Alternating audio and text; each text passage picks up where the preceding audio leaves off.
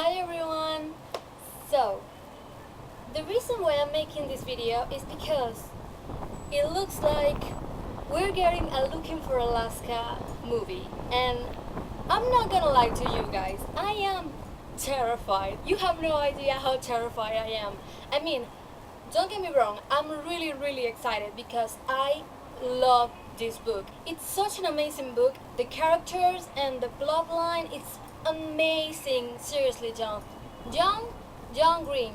I know you're not watching this and you're never gonna watch it, but I'm gonna thank you anyway because you are amazing, okay?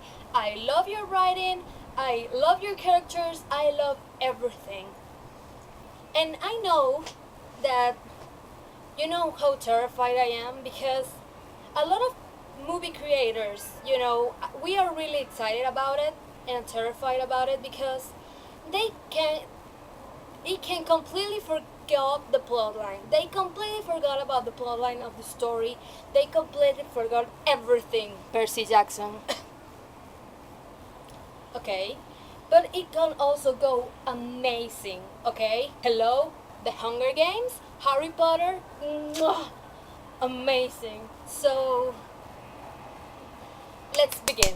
Let's start with this book. Yeah, it's so good. It is so good. Oh my god. I can't even start. It is so good. Seriously, if you haven't read this book yet, go read it now because it is amazing. It is so good and let's begin with. So, in the beginning of the book, we got the before. And we're like, before what? What is going to happen? Seriously, it's like, it's a question that it's always there. Because it keeps going, before 100 days before, 94 days before, and I'm like, before what? What is going to happen? I mean, I guess Alaska is going missing, Is she going somewhere? Is she kidnapped by someone? What is going to happen? And seriously, that goes through all the book. We meet Miles. Miles is the main character of the story. It's a so relatable guy. Since the very beginning, I relate to him so much. You have no idea. A guy who's only social because that's what society stands for. And yeah, with those guys and the parents that they're like, oh, they pity me, but I knew how it's going. He totally knew, and I think that's what's so beautiful about the character. You know what I mean? The fact that he is completely conscious of his life and what he's going to seek a grade perhaps, and the fact that he goes for it, that's something that we all want to do, but we don't know how to do it. So that's the great thing about this character. That's why I love him so much. And then he comes to Culver Creek High School, and he just goes with it. And that is, I think that's what is so amazing about Miles, about his character. The fact that he just goes with it. He gets into the high school, and Chip, the colonel, is the first guy he meets. And Chip is the guy who introduces the other characters. This is your world. Chip, it's amazing. He just comes in and it's like, hey guy, how you doing? This is your world now. These are the rules, this is what's happening, and these are the people who are you gonna stand for the whole story.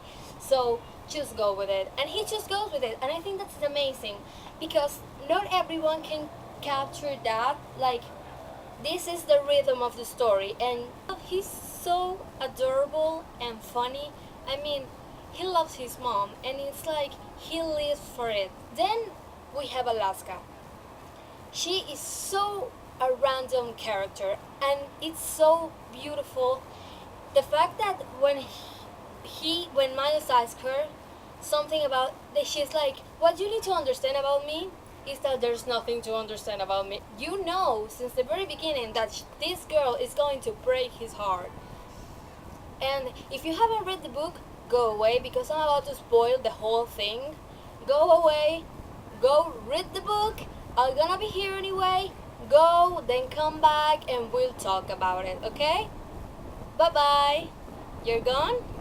Okay, okay. In the prank night, the bar night, I think it is called? I'm not sure. But when he talks about his best day is the day that he's going to buy his mom a house with the rich people and with his own money, and that is so adorable. I think that he's like really fragile in that moment in the prank night. We see him as adorable character who just dreams big, and we see their soul, and I think that the prank night it's an such an important thing for the plot line, because it's when they all bond, the four of them, they all bond, and they are like, they are sharing experiences, and that's when we get to know Alaska, when he says that this story with her mom, and we're like, whoa. We in that moment, I think that is when we really connect to Alaska, because she's so like random, and we think that she's kind of crazy, and she might is a kind of crazy, but it's such a beautiful character, and that is in the prank night, the night in the bar night, the night in the barn. I am not sure how it's called. I'm so sorry, but in that night, it's when we get to know deeply, like we finally get the total idea of what these characters are. And then the night before, they are all just random, and Butch and Miles kills Alaska, and Chip is like, dude, did you just make out with Alaska? And he's like, yeah. And Chip goes like, here comes the drama, because he knows Alaska for a long time, and Chip knows that this is drama. This is just Alaska, being random and so spontaneous that she doesn't give a shit about no one else, and it's just herself, and it's kind of selfish, but I think that we all kind of have a little bit Alaska in us, We all have sometimes have that random space that we are like, I don't give a shit. I am done with this. I don't wanna. I just wanna do what I want to do, and that's it. And I think that's something that we all relate a little bit to her, and that I think that's the moment when we click with her, and that's when she dies, we're like, did she really? And I think that is life, That's why John wrote it like that, He just people die every day, and we get used to it. But when it's someone that we met, something that we're really close to, we just got shocked when she died. When the eagle comes and it's like Miles, it's like we have to wait for Alaska. Where is she? And he's like, I gotta say that I thought I didn't cry in that moment because I honestly thought that it was a prank, that it was Alaska pranking everyone, just hiding in the woods, and maybe just got lost or something, being so drunk. I was in the same Miles position. I didn't cry. I was like, this can't be true. Alaska can't die. She just can't die. But of course she does. She's a human being. Everyone can die, and everyone does. And I think that's what hits you. Like, that's what really hits you when you realize that she is dead, and you just don't know what to do. Chip gets to, Chip just gets like, but why? What happened? Why happened? why did no one stop her? Why didn't I stop her? And they blame themselves for letting her go that night. And they just crawl into each other. They feel guilty, but they are together in this. And they are like, we need to know why. We need to know what happened exactly. And Miles just falls in love with the idea of what will happen. It like she just remembers when she was kissing her, when she was crying, and he was. But like Chip says, you completely forgot who Alaska was. She was a random just break up with Jake and be with you. That wasn't going to happen, and we both know that. And I think in that dialogue, when they had that fight, it's when you realize that you also thought that she couldn't die because she was part of the story that you were reading and she couldn't die. That's something that's when it really hits you, that she is dead and she's not coming back. You don't hear about Takumi the days after the accident because he just disappears of the story. We are seeing the story in Miles' point of view, and Takumi and Lara just disappears from the story. It's just Chip and no one else because it was Chip and Alaska, and that's all he cared about before. Obviously, Chip is the only one who can care about in the after. When they finally come to an end of the book, they are like, okay, I am done. I have no idea. You know, they completely forgot when they are when they asking these questions. Is that she is Alaska. She doesn't have a reason. She just does it, and that's it. That is no reason. That's why Alaska is Alaska being Alaska. Alaska dies being Alaska, with no reasons, no answers, just goes for it, and that's it. And they completely forget about that when they're investigating or something like that. They just want to know, why will she do that? It might be an accident, it might be a suicide, but that doesn't matter because they knowing what happened, it won't change the fact that she is dead. And I think that it's kind of obsession. I think that's something that obsessed them because they are feeling guilty. But at the end of the book, they say like, dude, I am done.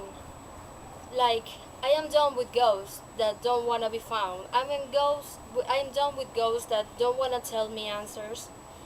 And they just go in the road and realize that they are alive, because I feel like they just don't get over it until that point, because they have lost a friend, and that is something awful, you know, that breaks your heart, and you want to know, but you just have to face the reality and be done with it. Like, you are not going to forget. I think that when they finally go in the road and past where she died, and they stop and they cry, it's John's way of telling us, the readers, that it is done.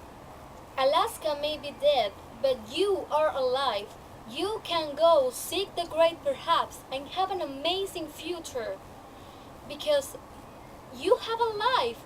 You have the power to change your fate, to reach your goals and go and seek your destiny, because you have your life.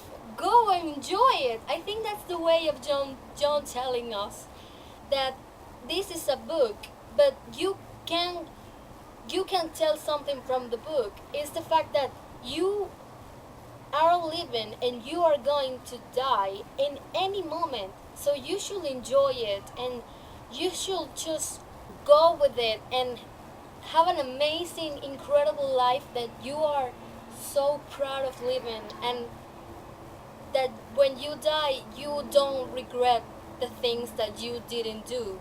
That's why I think that this is the most amazing book ever created by him, and this is my favorite John Green book. I think that everyone should read it.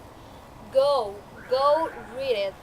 I don't care if you can buy it, okay? In PDF, you you can, it's there. Internet is there for us, okay? Go read this amazing book and learn about so many stuff, and just live and be happy. And in the end, it's it's your life, and I think that's what John is trying to tell us with this book. And that is why that's why I love this book. That's it. That's it for today. Thank you so much for watching. Thank you for enjoying me in this roller coaster of emotions that I am a mess. I subscribe if you haven't already to be told when I make a new video. The link to my Twitter and my Instagram are down below in the description. Give it a thumbs up if you enjoyed this video, and it will make it pay more things like this in the future. And I hope you have a great life, and I hope you seek your great hopes, and bye.